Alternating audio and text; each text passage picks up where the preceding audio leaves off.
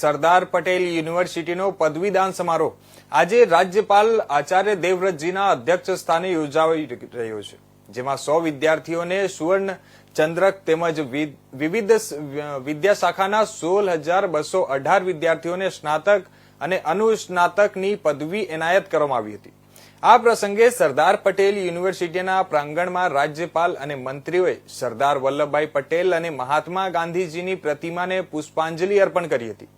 આ પદવીદાન સમારોહમાં રાજ્યપાલ આચાર્ય દેવવ્રતજી, ઉચ્ચ અને ટેકનિકલ શિક્ષણ મંત્રી ઋષિકેશભાઈ પટેલ અને શિક્ષણ રાજ્ય મંત્રી પ્રફુલભાઈ પાનસરિયાએ વિવિધ વિદ્યાશાખાના 16,218 વિદ્યાર્થીઓને સ્નાતક અને અનુસ્નાતકની પદવી તથા 100 તેજસ્વી વિદ્યાર્થીઓને તેમની શૈક્ષણિક સિદ્ધિ માટે સુવર્ણ ચંદ્રક એનાયત કર્યા હતા।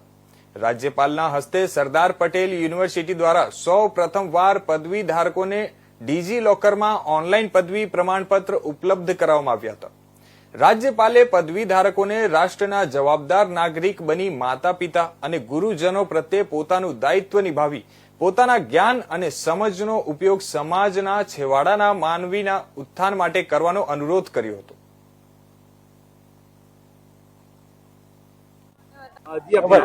નમસ્કાર, મારું નામ મણિયાર મનસીલ સુનિલભાઈ છે। હું જામનગરથી બિલોંગ કરું છું।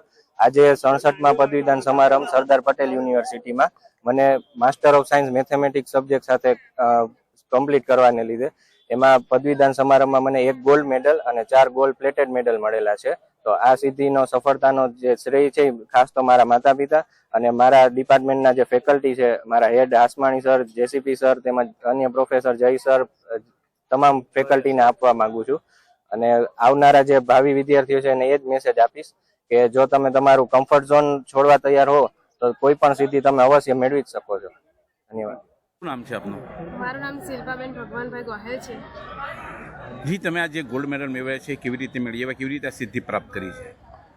હું ગામડાના સાવ સામાન્ય કુટુંબમાંથી, મજૂરી વર્ક કરતા કુટુંબમાંથી આવું છું અને મેં પહેલું વર્ષ એમએનું કરીને પછી છોડી દીધું હતું, પરંતુ મારા ગુરુજીઓ, મારા માતા પિતા અને સાથીદારોની મદદથી મારું ભણવાનું મેં પતાવ્યું અને અત્યારે હું ગોલ્ડ મેડાલિસ્ટ છું અને મેં ગોલ્ડ મેડલ મેળવ્યો છે। તમે ભણવાનું શા માટે છોડી દીધું હતું? કારણ કે મારે સામાન્ય કુટુંબમાંથી હું આવું છું અને પરિસ્થિતિ બહુ ખરાબ છે મારી, એટલા માટે છોડી દીધું હતું। આ સિદ્ધિ મેળવવા પાછળ કેટલી મહેનત કરી છે? આ સિદ્ધિ મેળવવા માટે તો મારા માતા પિતા, મારા સાથીદાર અને મારા ગુરુજીઓને ખૂબ ખૂબ મારી પાછળ મહેનત અને સંઘર્ષ રહ્યો છે। ओके। शिल्पी नीरव परी। जी, आपने जो गोल्ड मेडल प्राप्त किया है, किस तरह मेडल प्राप्त किया है और शादी के बाद आपने जो पढ़ाई शुरू की, क्या कहेंगे? मैंने यहाँ खंबात से कॉलेज से वहाँ पास किया था ये, और वहाँ की टीचर्स ने बहुत सपोर्ट किया मुझे। और मैंने ये एक्चुअली ग्रेजुएशन अपना कंप्लीट शादी के बाद किया है। और ये इसके बाद मेरे हस्बैंड, मेरी family members, all family members, each and every person, सबने मुझे बहुत सपोर्ट किया है इसके लिए।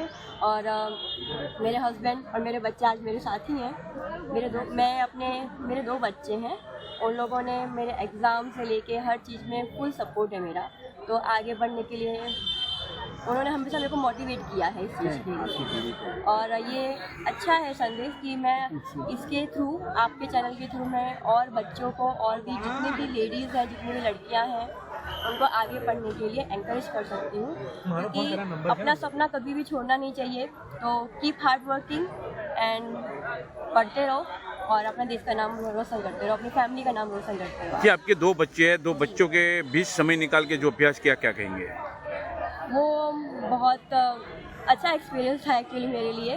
स्टार्टिंग में थोड़ा टफ था, पर बच्चे के एग्ज़ाम, 2 बच्चे हैं, दोनों के एग्ज़ाम साथ साथ में चलते हैं, मेरे एग्ज़ाम, मेरे बच्चों के एग्ज़ाम। और मेरे बच्चे इतने समझदार, इतने सपोर्टिव हैं, और मेरे फैमिली मेम्बर्स इतने सपोर्टिव हैं कि मैं अपना स्टडी में फोकस कर सकती थी इस चीज़ के लिए। तो मुझे बहुत सपोर्ट मिला अपने फैमिली मेम्बर्स से। जी, ज़्यादातर लड़कियां शादी के लिए अपना पढ़ाई छोड़ देती है, क्या कहेंगे उनके लिए?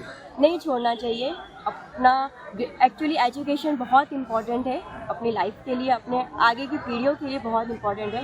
तो एजुकेशन कंप्लीट करना चाहिए, पढ़ना ज़रूरी है, तो ही आप अपने बच्चों को, अपनी फैमिली को, अपने देश को आगे बढ़ा सकते हो।